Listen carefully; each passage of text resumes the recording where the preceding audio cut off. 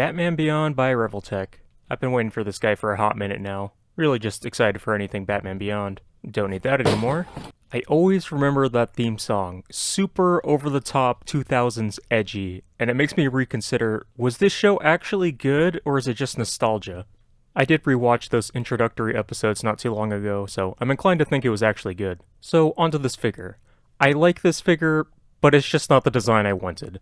I understand this is a very specific comic Terry design, but to me, Batman Beyond is a silhouette.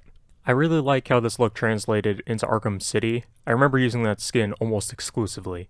In Arkham Knight, it's a bit too tactical for me, and it was a specific design choice to have Batman be more armored for that game because he's taking on a much bigger scale of threat, but I like the less is more approach. The most striking thing is that red bat right on the chest, and it looks sick. So a bit too much red kind of takes away from that. You can see with the close-ups here how much detail they've got. It's a cool sculpt. There's way more design here than I was expecting. I'm a fan of these wings. In the show and Arkham games, they flick out. It's very sleek. But they're also fixed into position, and Batman's cape is usually flowy. It adds to the character, kind of moves with him.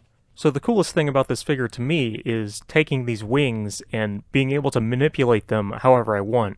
Getting them to flow with the figure. It can work like a cape if it's down the sides or the back. It can work as a glider if you keep it more uniform and have him flying. It can work like wings if he's in a dynamic action pose.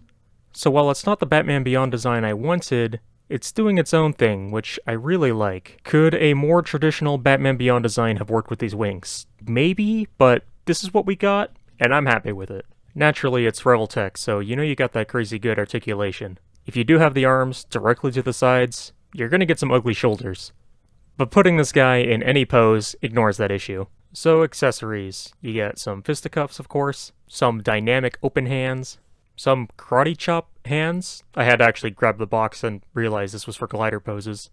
A pair of big meaty claws, and some item holding hands for his two batarangs. They look fine here, but the slightest touch and they're gonna fall out. So they don't quite function as about to throw a batarang. If you have the batarang sit in his hands a little more fully, kind of had a brass knuckles thing going on here, so that's an option. And then there's the foot thrusters that work pretty good, and an alternate head with the teeth grit, which I prefer over the base head.